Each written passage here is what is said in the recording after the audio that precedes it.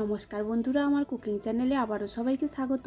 আজ আমি আপনাদের জন্য নিয়ে চলে এসেছি খুব কম সময়ে তিনটি রান্না। দুপুরে আমাদের অনেক সময় গরমে রান্না করতে একদম ইচ্ছে করে না, তখন 25 থেকে 30 মিনিটের মধ্যে আপনারা এই তিনটি রান্না করে নিতে পারেন। খেয়ে মন শান্তি হবে আর রান্না করতে কম সময় লাগবে। তারপর আমি ভাতটা রান্না করে নেব। একটা পাত্রের মধ্যে কিছুটা জল বসিয়ে দিয়েছি গরম হওয়ার জন্য। ধুয়ে রাখা চাল দিয়ে দেবো এর মধ্যে, আর একটা আলু ছাড়িয়ে 4 টুকরো করে ধুয়ে নিয়েছি। আলুর টুকরোগুলোও দিয়ে দেব, ভাতও হয়ে যাবে আর আলুগুলোও মাখার জন্য সেদ্ধ হয়ে যাবে। একদিকে ভাতটা হতে থাক, অন্যদিকে একটা কড়াইতে কিছুটা জল বসিয়ে দেব। জলটা গরম হয়ে গেলে আগে থেকে কিছুটা মুসুরির ডাল আমি ধুয়ে রেখেছিলাম, ওই ডালটা দিয়ে দেব। ডালটা ফুটে উঠলে ওর মধ্যে যে ফেনাটা উঠবে, ওই ফেনাটা একটা হাতা দিয়ে ফেলে দেব। অল্প একটু হলুদ দিয়ে ডালটা খুব ভালো করে সেদ্ধ করে নেব। ডালটা একদম সেদ্ধ হয়ে গেছে, খুন্তি দিয়ে অল্প একটু নেড়ে নামিয়ে নেব। ওই কড়াইয়ের মধ্যে আবারও খানিকটা খাওয়ার জল দিয়ে দেব। জলটা খুব ভালো হয়ে গরম হয়ে এলে ডালের মধ্যে মিশিয়ে দেব। ডালে একদম ঠান্ডা জল দেব না, তাহলে ডালের স্বাদটা একদম ভালো হয় না। এইভাবে গরম জল দিলে ডালের টেস্টটা কিন্তু খুবই ভালো হয়। তারপর ওই কড়াইটা ধুয়ে আবারও গ্যাসের মধ্যে বসিয়ে দিয়েছি। ওর মধ্যে খানিকটা সর্ষের তেল দিয়ে দেব। তেলটা গরম হয়ে গেলে 4টে শুকনো লঙ্কা ভেজে তুলে নেব আলুটা মাখার জন্য। আলু মাখার জন্য একটা পেঁয়াজও কুচি করে রেখেছিলাম, ওই তেলের মধ্যে দিয়ে পেঁয়াজটাও লাল লাল করে ভেজে নামিয়ে নেব। তারপর ওই কড়াইতে আবারও খানিকটা সর্ষের তেল দিয়ে দেব। তেলটা গরম হয়ে গেলে ওর মধ্যে 2টো শুকনো লঙ্কা ফোড়ন দিয়ে দেব। লঙ্কাগুলো লাল লাল করে ভাজা হয়ে গেলে কিছুটা গোটা কালো সর্ষে ফোড়ন দিয়ে, ফোড়নটা খুব ভালোভাবে ভাজা হলে কিছুটা আম আমি টুকরো করে রেখেছিলাম, আম ডাল করব, তাই আমের টুকরোগুলো দিয়ে সামান্য লবণ আর হলুদ দিয়ে আমগুলো লাল লাল করে ভেজে নেব। তারপর আমগুলো লাল লাল করে ভাজা হয়ে গেলে আগে থেকে যে ডালটা সেদ্ধ করে রেখেছিলাম, ওই সেদ্ধ করা ডালটা ওর মধ্যে ঢেলে দেব।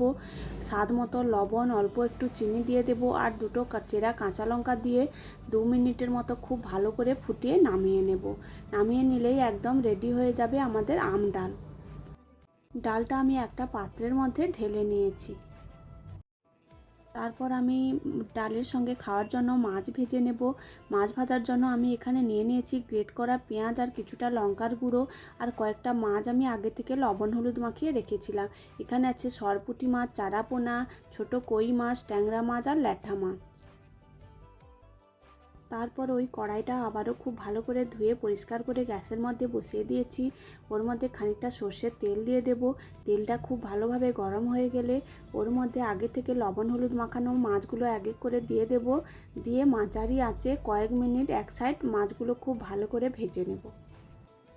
মাছের একদিক খুব ভালোভাবে ভাজা হয়ে গেছে, উল্টে নেব। মাছগুলো উল্টে একদম আবারও কয়েক মিনিট ধরে একদম মুচমুচে করে মাছগুলো ভেজে নেব। ডাল ভাতের সঙ্গে মুচমুচে মাছ ভাজা খেতে খুবই ভালো লাগে। এইভাবে উল্টে পাল্টে মাছগুলো একদম মুচমুচে করে ভেজে নেব। এইভাবে কয়েক মিনিট ধরে মাছগুলো একদম মুচমুচে করে ভেজে নিয়েছি। তারপরে পেঁয়াজ আর লঙ্কার গুঁড়োটা যে রেখেছিলাম, ওগুলো খুব ভালো করে মাছের সঙ্গে মিশিয়ে নেব।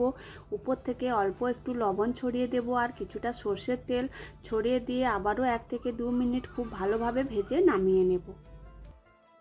মাছগুলো খুব ভালো করে ভেজে নামিয়ে নিয়েছি। তারপর আলুটা মেখে নেব। একটা প্লেটের মধ্যে আগে থেকে ভেজে রাখা পেঁয়াজটা নিয়ে নিয়েছি, আর যে লঙ্কাগুলো ভেজে রেখেছিলাম ওগুলো আগে থেকে গুঁড়ো করে নিয়েছি, ঠান্ডা হলে নরম হয়ে যাবে। আর নিয়ে নেব কিছুটা কাঁচা পেঁয়াজের কুচি, আর স্বাদ মতো লবণ আর অল্প একটু সর্ষের তেল দিয়ে সব কিছু উপকরণ খুব ভালোভাবে হাত দিয়ে মেখে নেব। সব কিছু মিশিয়ে নেওয়া হয়ে গেলে আগে থেকে যে আলুটা সেদ্ধ করে রেখেছিলাম ভাতের মধ্যে, ওই আলুটা এর মধ্যে দিয়ে হাত দিয়ে খুব ভালোভাবে 1 থেকে 2 মিনিট মিশিয়ে নেব। মিশিয়ে নিলেই আমাদের আলু মাখাও রেডি হয়ে যাবে। গরম গরম ভাত আর মাছ ভাজা, টক ডাল আর এই রকম আলু মাখা থাকলে এই গরমে আর কোনো কিছুই লাগবে না। আপনারাও এই গরমে রান্নাঘরে বেশিক্ষণ না কাটিয়ে খুব সহজেই এই রকম 3টে রান্না কয়েক মিনিটের মধ্যে বানিয়ে নিতে পারেন। গরমে খেতে কিন্তু খুবই ভালো লাগে। ভিডিওটি ভালো লাগলে আমার চ্যানেলটি সাবস্ক্রাইব করে দেবেন।